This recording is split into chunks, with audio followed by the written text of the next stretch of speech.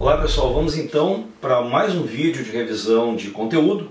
No caso, o conteúdo da aula que nós realizamos na última semana, a aula de termodinâmica 1, repassando alguns pontos assim que são básicos, né? Eu acho que o primeiro ponto assim mais importante é a aplicação do PV-NRT, né? A ferramenta tão importante que permite que a gente consiga relacionar pressão, volume e temperatura. Então, se eu tiver um cilindro, por exemplo, dotado de um gás, onde eu possa ter um êmbolo móvel como esse, né? Eu vou variar o volume do gás sempre que o êmbolo for acionado. Eu posso te dizer, por exemplo, que se durante o acionamento do êmbolo a temperatura do gás se mantiver constante, né, aquele produto PV é uma constante, a relação entre eles é inversa, né? Eu consigo, por exemplo, dizer que se eu dobrei a pressão, eu reduzi o volume à metade. Então é uma ferramenta importante. Em gráficos pressão-volume, né, a temperatura de um lado, o produto PV do outro. A gente sabe que quanto maior o produto PV, a temperatura do gás também vai ser maior. Então é uma ferramenta-chave. Bom, a gente também viu as transformações, é importante a gente lembrar de algumas características, né? A isotérmica, onde eu conseguiria, por exemplo, nessa situação, conseguir aumentar a pressão e diminuir o volume, né? Então eu estou acionando o êmbolo no sentido, por exemplo, de aumentar a pressão e diminuir o volume do gás, mantendo a temperatura constante. Mas é muito importante lembrar que a gente falou que esse é um processo que não pode ser feito de forma rápida. Porque se isso acontecer, eu estou dando, embora essa parede aqui seja metálica, ela é aberta ao fluxo de calor, um sistema aberto para energia. Se eu fizer um processo muito rápido, eu estou dando energia por trabalho para esse gás em quantidade muito grande num tempo muito curto. E não vai dar tempo desse gás perder calor para manter a temperatura constante. Então lembra que para a gente conseguir, por exemplo, esse aumento de pressão e essa redução de volume com a temperatura do gás inalterada, o processo tem que ser lento. Muito lento, para que o ar no interior do cilindro e fora do cilindro mantenham-se sempre em equilíbrio térmico entre si. Então é muito importante esse aspecto. Na isobárica, a gente vai mexer em volume e temperatura mantendo a pressão constante. Por exemplo, como se eu tivesse embaixo desse cilindro uma fonte de calor, por exemplo um bico de Bunsen, e deixasse essa parte superior aqui completamente livre para se movimentar. Então o que ia acontecer? À medida que o gás fosse esquentando, esse elemento esse êmbolo iria cada vez mais subir. Ou seja, eu estaria elevando a temperatura, mas compensando esse aumento na força das colisões na parede aqui do cilindro por um aumento de área, mantendo a pressão do gás constante. E uma isométrica, que é a transformação aí mais simples que a gente pode ter, né? Vamos pegar aqui, por exemplo, um spray qualquer aqui, tá?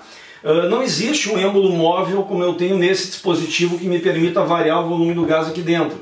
Então dentro desse cilindro o volume do gás é constante, então é onde é mais fácil de trabalhar, porque por exemplo, como ele é também um cilindro metálico, se eu levar ele ao forno ou levar ele a um freezer, eu vou ter a troca de calor e não vou ter realizações de trabalho, né? Então, logicamente, se ele ganhar calor, ele vai esquentar, se ele perder calor, ele vai resfriar. Então, um processo onde o volume se manteria inalterado.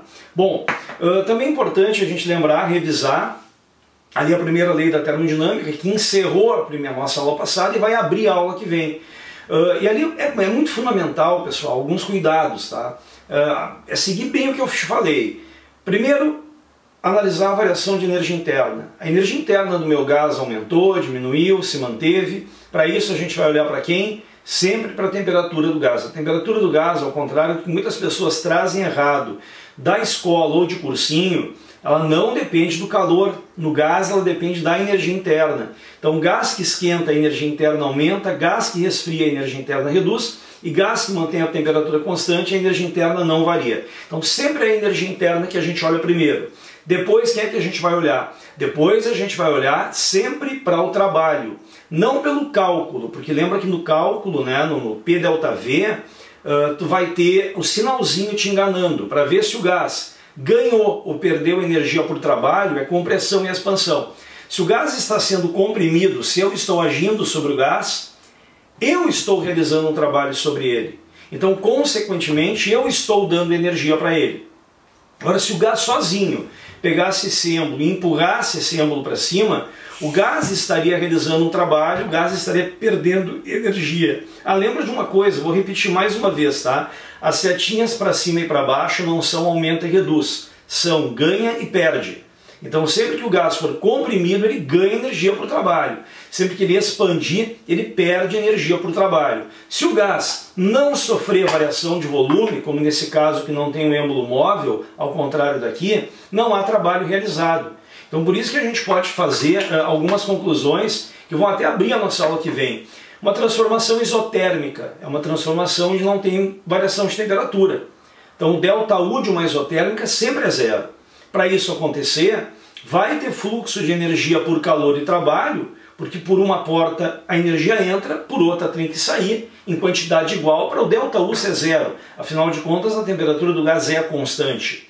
Se eu pegar, por exemplo, uma isométrica, eu não tenho trabalho. O gás não está nem sendo comprimido nem expandindo. Então ali o meu ΔU é só a troca de calor. Então a ordem é muito importante. Primeiro ver se a energia interna aumenta ou reduz, depois ver se o gás foi comprimido ou expandido para avaliar se ele ganhou energia por trabalho, no caso da compressão, ou perdeu, no caso da expansão, e finalmente o calor, para fazer o balancinho. Como assim, Alex, o balanço? A energia interna tem que aumentar, e eu perdi energia por trabalho. Bom, então por calor eu preciso ganhar, e em quantidade maior do que eu perdi por trabalho, para que essa energia interna aumente. Então isso nas questões agora do tema tu aprende bastante, mas na aula que vem a gente vai seguir exatamente daí, com muito exemplo e muito exercício. Feito, pessoal? Até a próxima então. Tchau, tchau.